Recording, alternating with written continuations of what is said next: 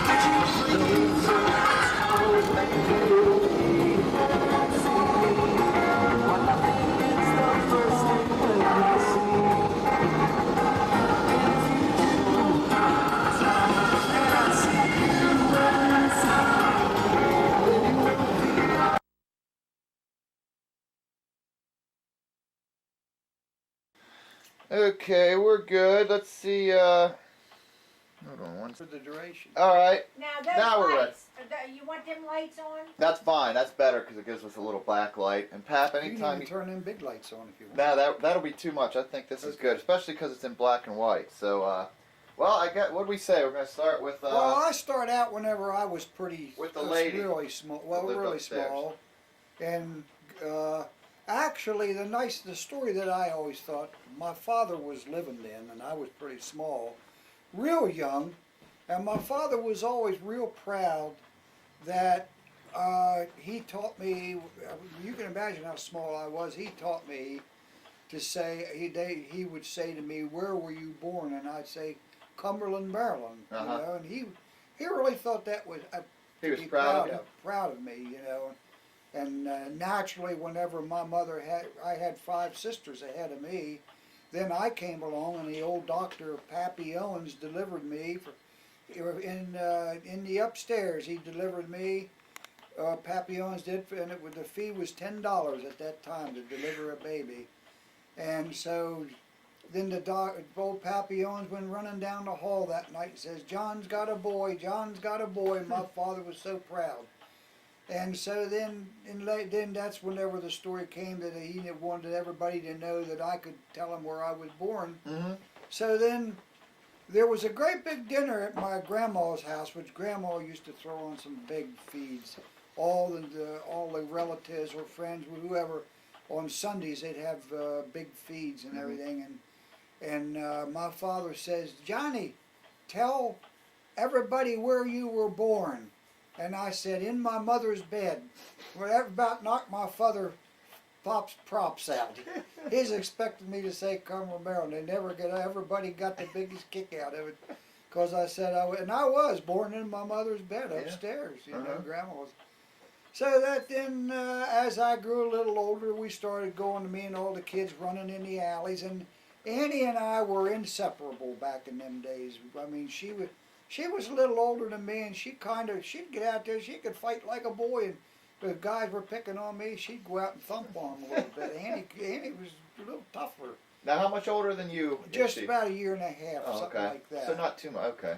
Not too much, but we grew up, and then like I was talking about then that's whenever I was hanging around with all them kids in the alleys and playing all kind of games out there in the alleys. In fact, we was playing football one day, and this guy grabbed me. He said, "John, grab the ball and run." And I grabbed and held my hand up and was running with my hand out like that, and right into a car I went, and into the hood, knocked the headlights out, run my hand through. The scars are still there where I got cut pretty bad and busted up in the head with the automobile accident there. I didn't know that. And I was pretty small, and then that's whenever we used to have a back porch upstairs, and there was a lady named Opal. And Opal tied him, and her husband, they called him Tide.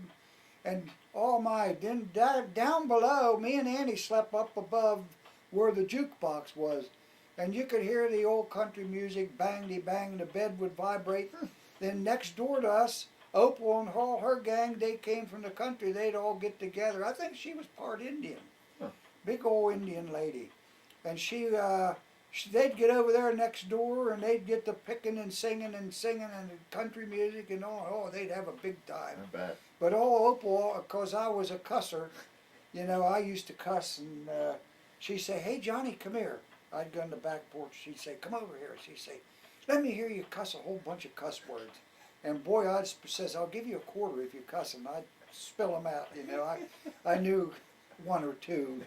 Just one or two? One or two, yeah. So, now, how old were you then? How old were you? Well, I was probably maybe 5 or 6 or somewhere in there. Wow. Whenever, you know, I mean, and you already knew the big ones. Oh, I had the big words. Well, that was common. All the railroads were cussers back in them days. You know, I mean, it was just a different world back in all them days. Huh. And you had all the hobos going back and forth on the trains, and they hang around. And old Mom and Pop McKinley lived in the house across the road there in the alley, and in the evening, every evening at 6 o'clock, Mom McKinley would come over and rap on the back door and say, "Get me a half pint, here's the money, Miss Divico, and get me a half pint of whiskey, me and Grandpap's gonna go sit and listen to the Lone Ranger on the radio.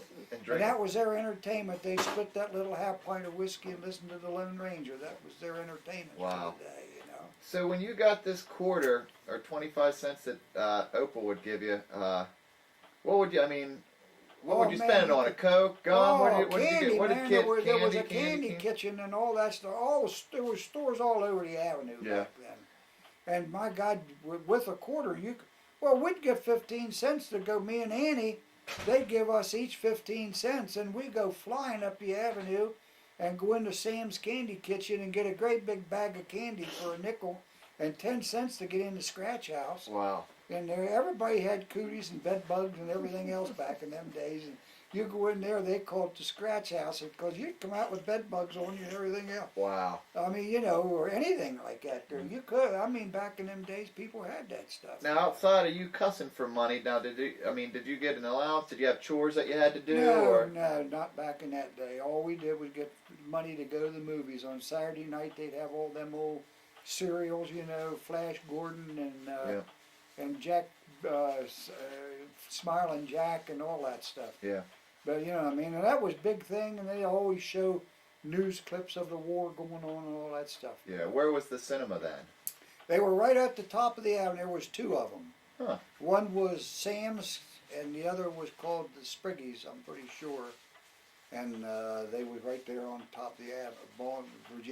Virginia Avenue was a city of its own back then. Oh yeah. All kind of grocery stores, and whenever the old boy would deliver bread, I shouldn't tell you this, they'd deliver bread and they would have all their sweet rolls and everything, and whenever he went in and opened the back end, and he'd go in to deliver sweet rolls, us kids would sneak up and grab a pack or two.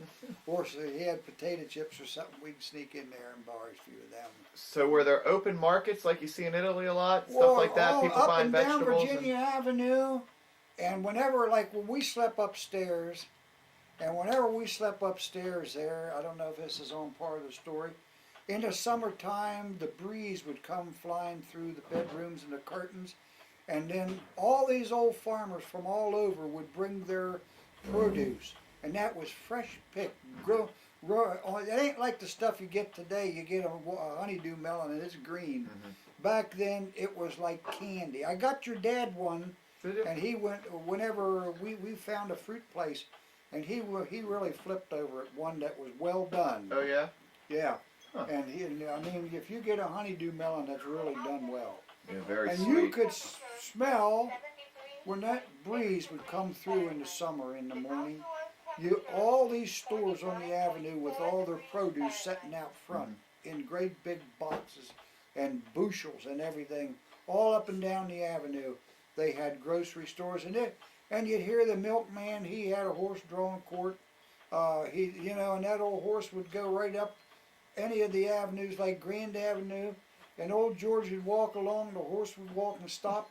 The horse knew where to stop at every house where they delivered milk. And they were still getting them in the glass bottles, right? Yeah, in glass bottles, and they had a little thing outside, and they would put them in them little boxes outside. Right. Yep. Huh.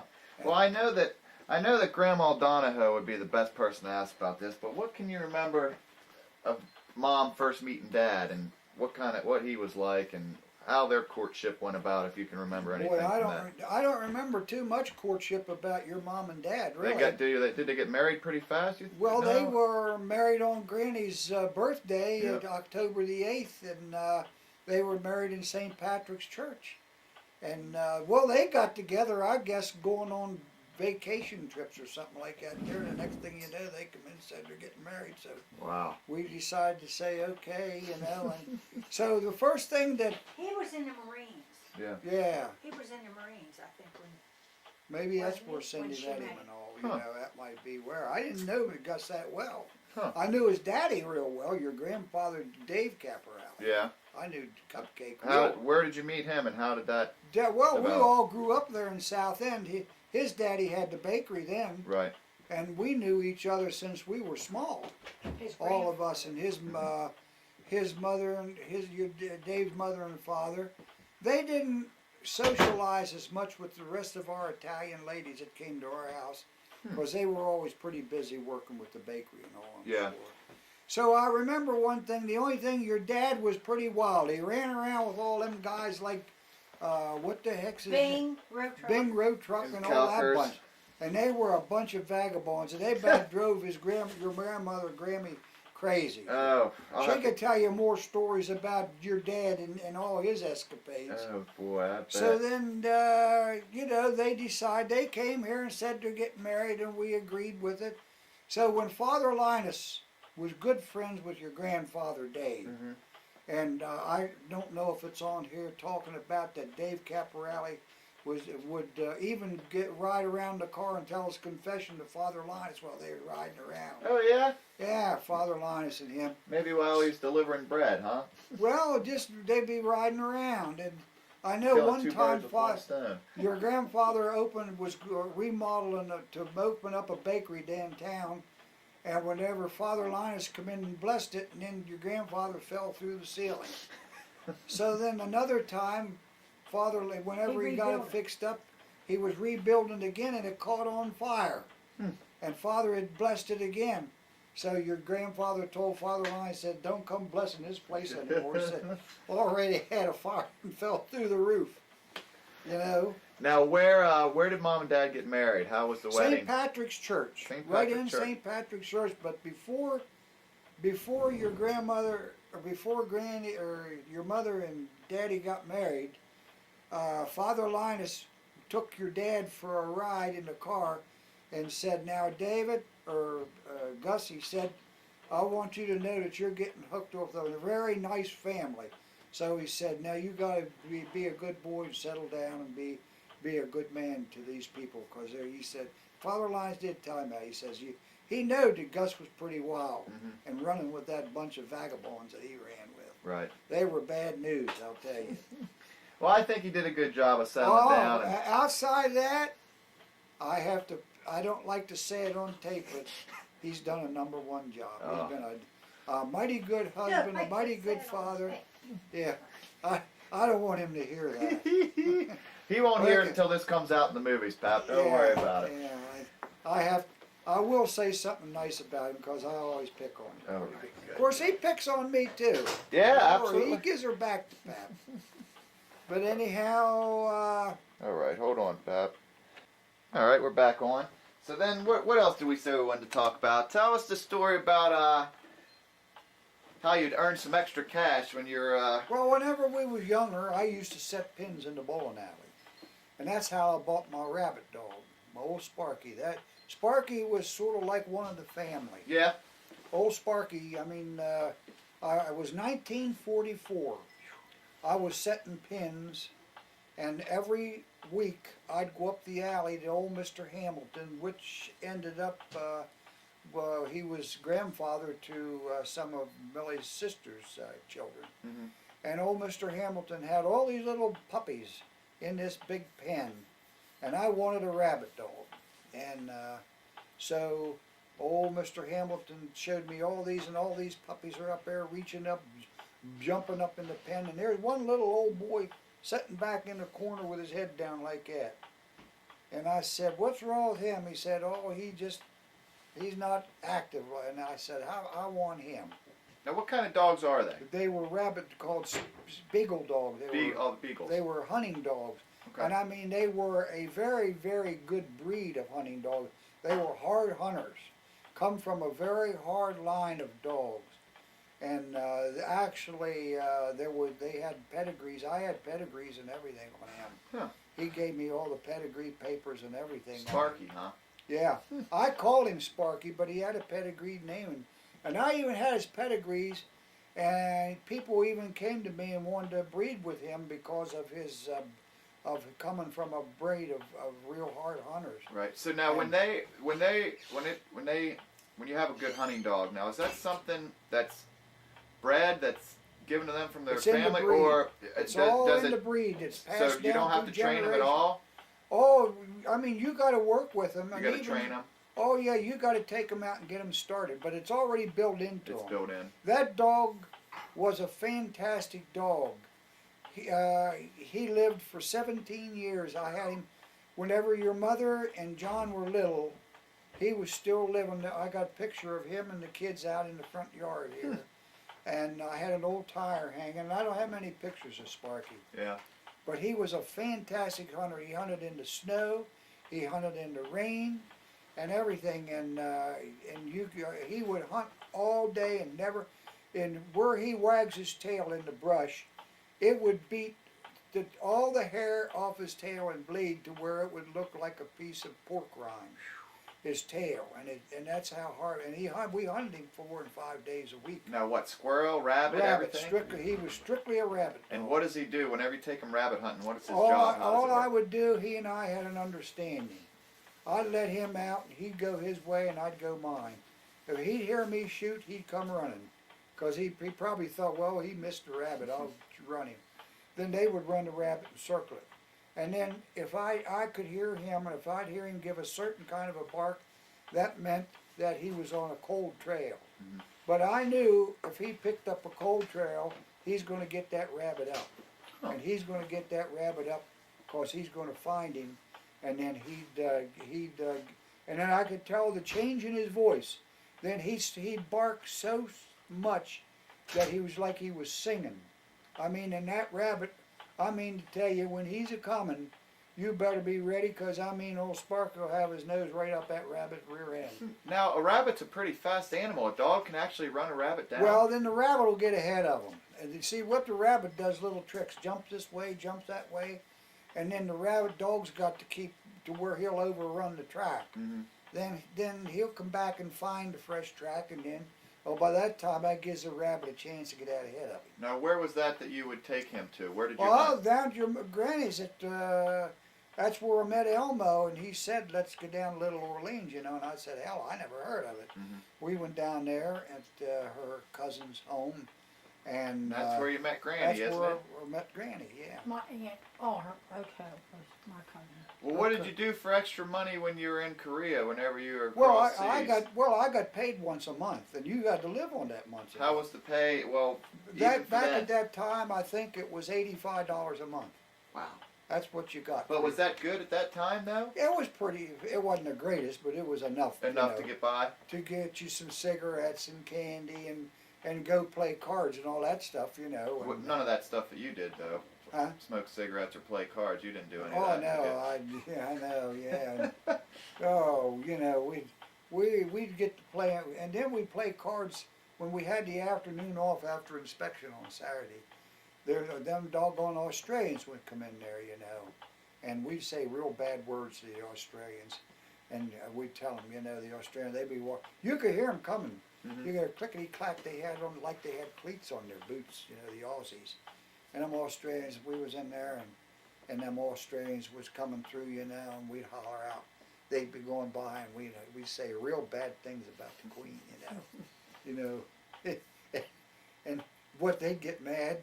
They'd come back in, they'd tell us, they'd say the same bad words to us, and say that on Babe Ruth. They'd say screw Babe Ruth. Oh, jeez. See, they'd think they were making us mad if they said bad things about Babe Ruth, we say bad things about the Queen.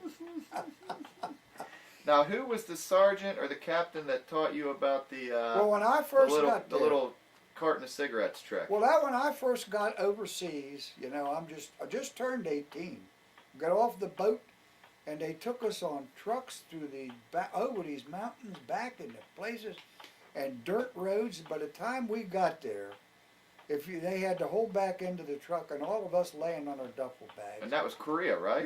No, Japan. Japan, We okay. dropped off with guys in Korea. Then they put us into Yokohama and went from Yokohama on up toward Tokyo. Okay. And that's where it had really been bombed out bad all through there, really bombed out bad. And the time they got us over there, geez, I mean, we were nothing but, and we were a sorry looking bunch. We crawled out of that truck that morning, but we got in there and got our barracks, got all of our clothes and everything. And so this one sergeant, my corporal, he was my corporal. And he come up, he said, well, come here, kid. He says, you're under my charge here. He said, and I'm going to teach you a little bit about the black market. You want to learn? I said, maybe I'd like to learn. Yeah. He said, come here, I'll show you something in my footlocker. He opened up his footlocker and lifted up the tray, and it was solid with Japanese money. Yen, right? Japanese yen. Yep. See, and back in that day, you could convert your Japanese money into American money and send it home. Mhm.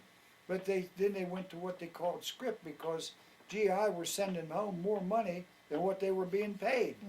See, with all this black market.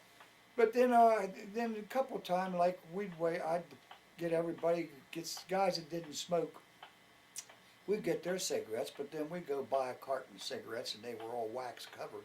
And I'd just heat the end out and slide the carton out. And then what we'd do, we'd take like magazines and just take and put that carton and fill it right up and felt just like, we were pretty good, felt just like cigarettes in there, see. Then we slip her back together and heat it. Then put on a raincoat and wait on a rainy night, and go out through these fields. And them old Japanese would say, cigaretto, Joe, cigaretto. I say, you speak how much? He say, 900 yen. I say, oh, no, dumb yo, no. We'd argue back and forth on how much. So finally I say, I agree. I say, 900, okay. I'd give him cigarettes. I say, hayako, run, MP come. And he'd take off running like hell. See, we wanted to get out of there. Because we wanted to get out of there. One of these nights they're going to stab us or something.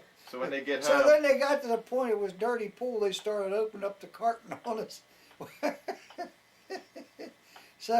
So did you ever run into any trouble with them opening the carton and well, finding they nothing got but- after us. No kidding, got after us with knives at one time. Very big saber swords, you know what I mean. But this was in another area. But they did get after us. So, Wow. You know what I mean? They really did. They had these great big, like sabers, and we took off for the train station and got the hell out of there. Well, then how long did you spend before you got to come back from there? Well, I was there, went over in 46 and come back in 48. And that's the year your dad was born. And your dad was born in January, and I got back in March. And that's where the little did I know story. That's okay. how As soon the as you little- got back from there. That's whenever I got back. That's when Annie was still at home. Yeah. Was Annie married then? I guess Annie got married while I was overseas.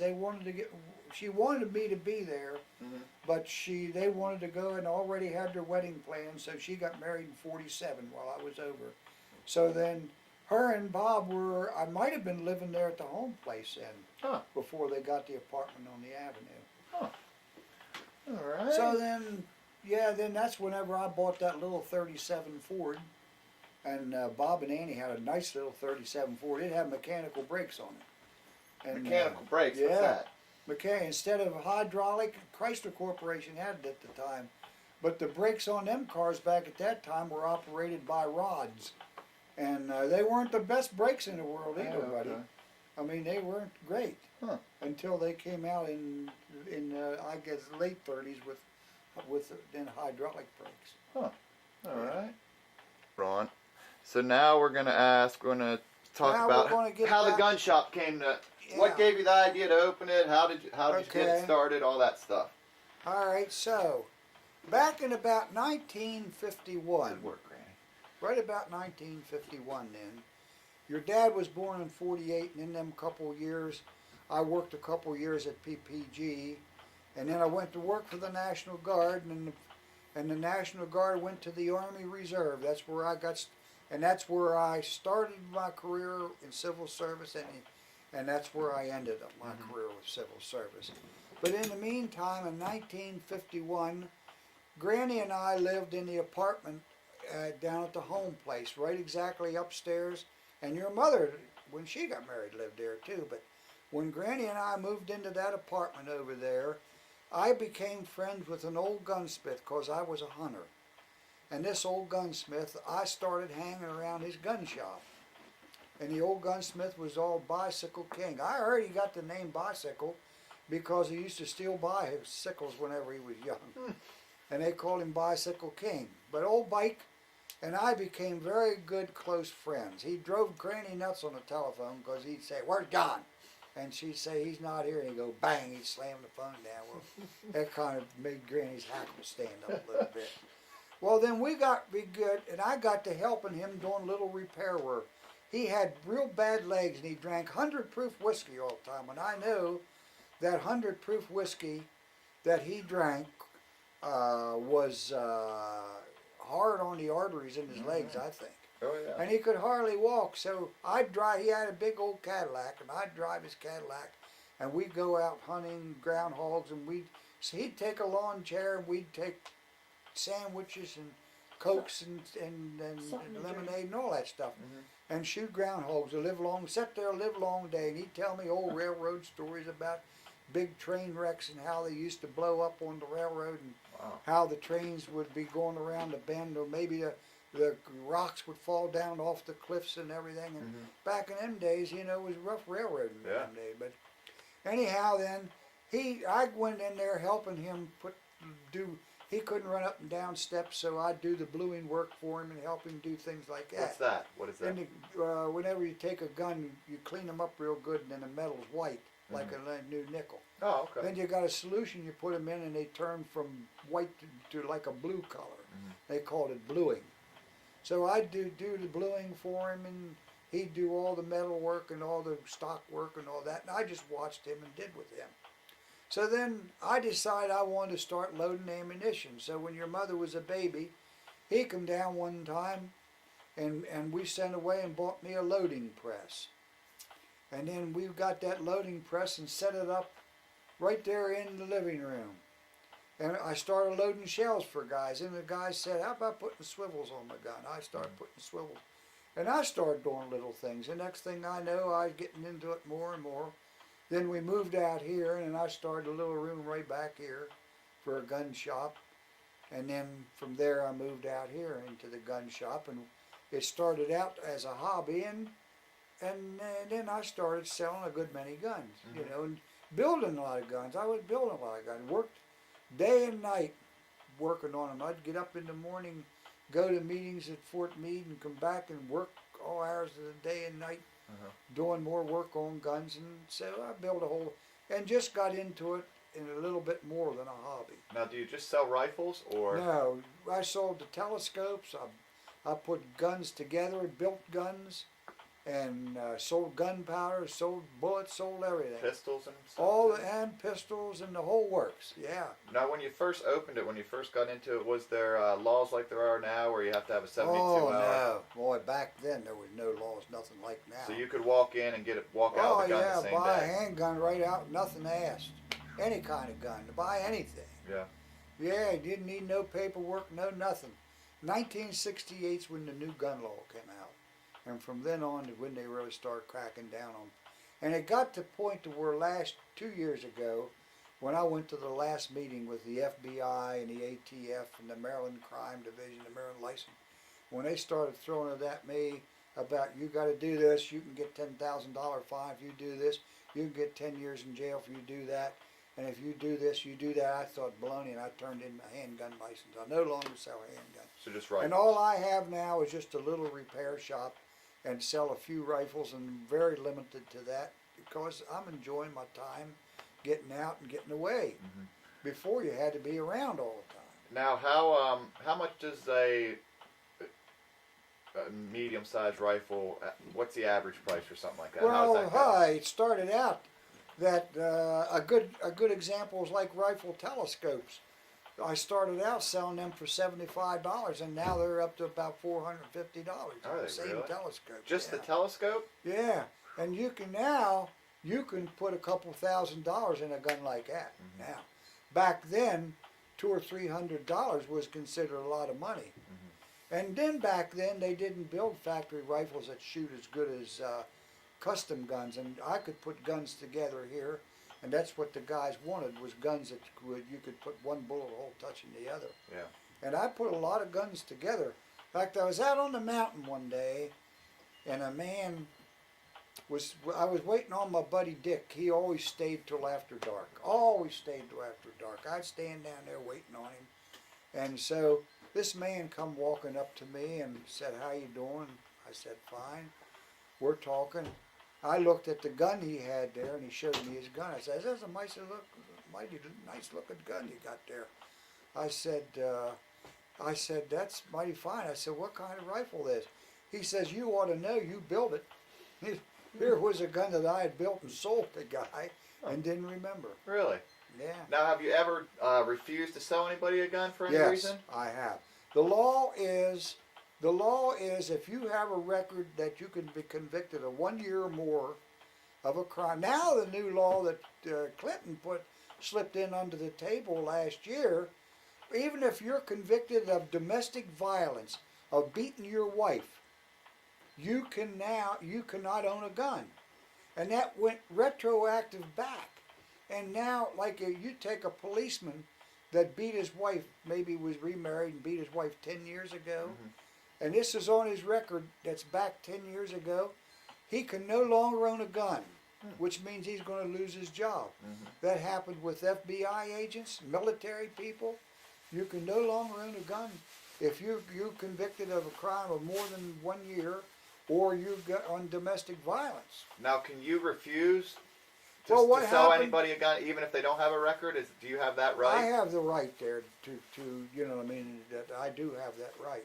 This man come in here one day to buy a gun, laid the money down, picked a particular gun out. I got everything. I ordered the gun, got the gun in. Well, then when he filled out the paperwork, and then when he filled it out, he had a yes that I have been convicted of a crime.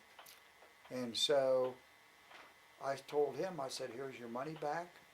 I cannot sell you a gun.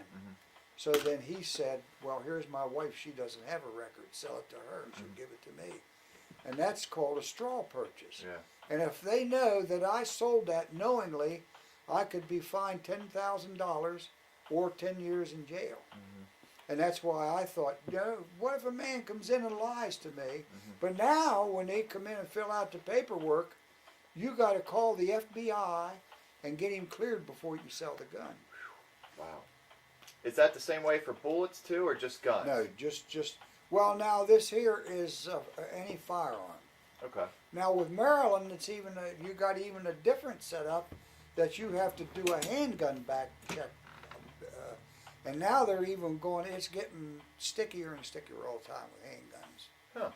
Yeah, really they're getting so that even someday it's going to have integral things that integral locks that Right. you can't, no other guy can get into that gun but you and all that stuff. Wow. And they even have it though that they shoot the bullet at the factory, and that bullet and casing that's shot at the factory has to follow that gun wherever it goes. In case that gun ever shows up in a crime, they've got a bullet and it's on file like a fingerprint. Huh. Wow. Well, what else, Gran? What else can we think So of? we got into the gun. That's how I got started with the old gunsmith.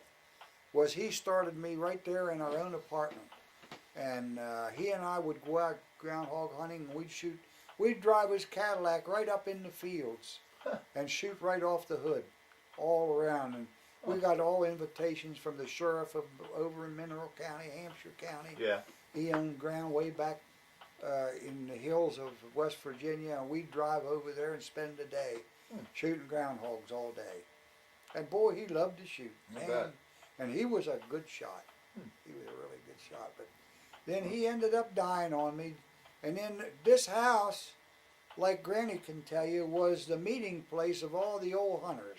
Yeah. And we used to have wild game dinners. Granny would, we've had as high as 23 men here for a wild game dinner. You can see the size of this house, how we'd have tables strung from here to there, plus guys eating at the, and your dad was always here for the wild game dinner. Yeah, he didn't hunt a day in his life. He didn't But hunt a day, but boy, he was a great wild game lover.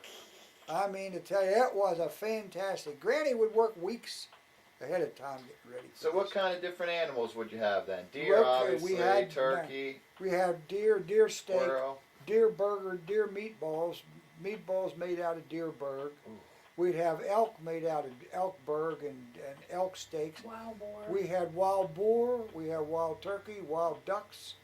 We had muskrat. We had I didn't cook those. Bill Harbaugh cooked muskrat, and let's see, and wild rabbit, and Bear. wild squirrels.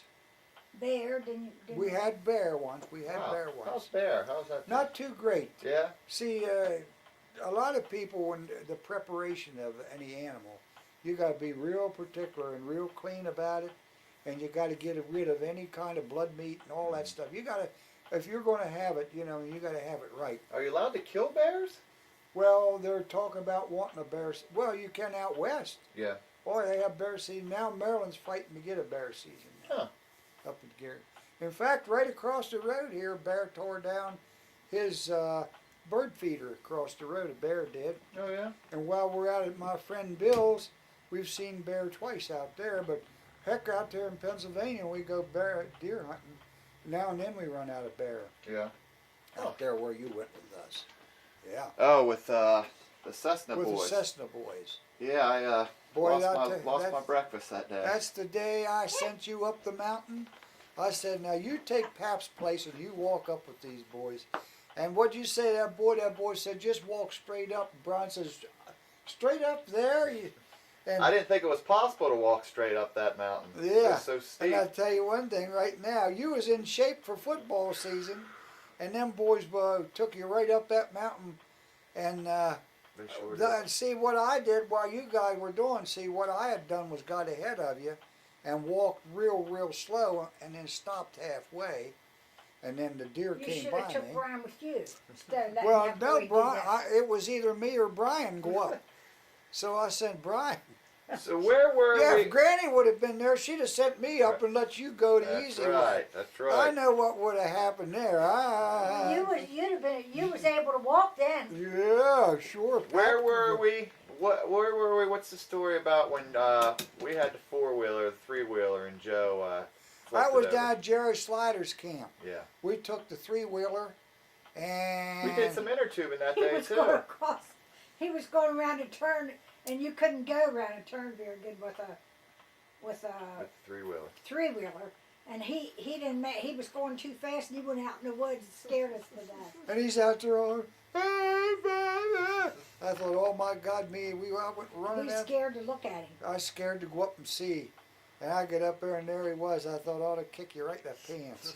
We floated down the river that day too, didn't we? I think I we think did. we went inner tubing. We were tubing a little Yeah. bit in It there. was a creek. It's like Creek. a creek. isn't it? 15 mile or town creek. Yep. It's a nice place down there. Yep.